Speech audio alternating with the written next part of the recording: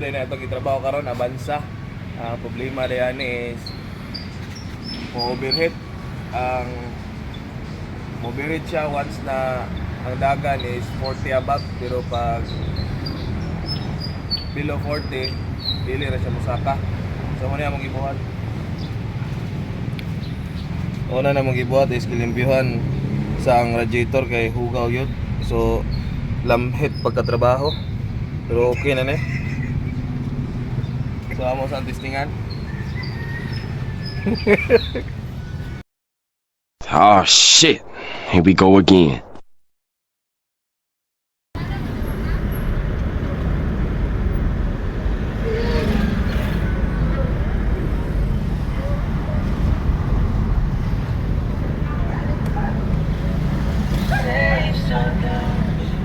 Nini sa ganaw gamay. Bakaroon nyo na mong City size. So problema mo lang na ako ni kung yung sulod pakita.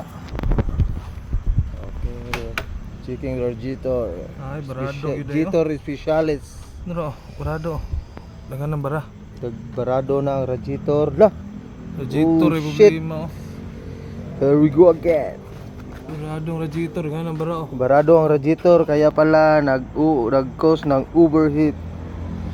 Ayo. Maon eh. Maraming anong tawag dito? Yuta. Maraming nagsasampung sa mga linya. Balik sa dito. Stop na eh. Oh, stop.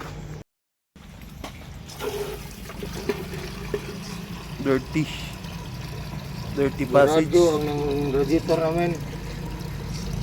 Kaya ang ginawa namin ngayon, mag-watering kami dito.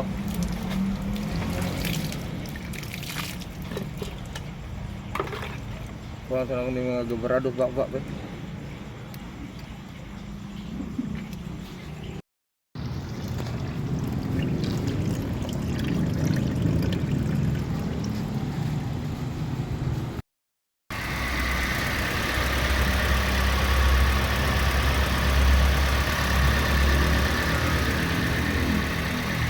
Wala man. Galay bula. Yun ay dinagong gadako. Wala na gilo. Kalik. Lake balin sa sayaw. Pila temperature? 85.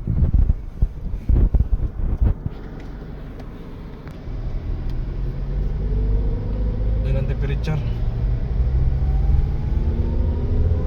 Sabay ra ba? Anar ba? Sabay ra.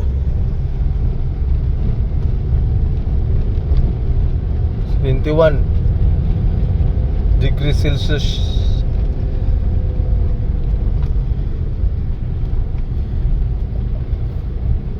Ang ato na going to Bandira.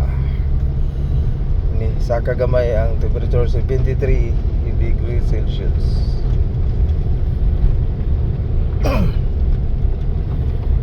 $75 degrees Celsius. Dali ang saka.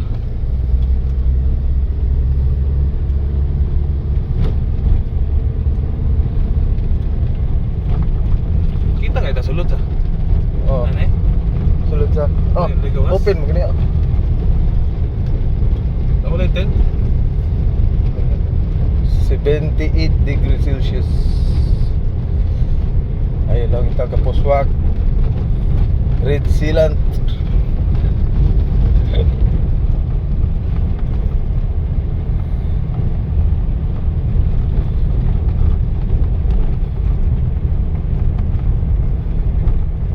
Taas kayo sa curing time.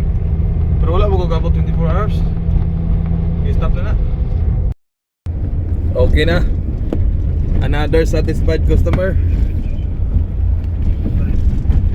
Sealant ra. Red. Dito, God. Sige na.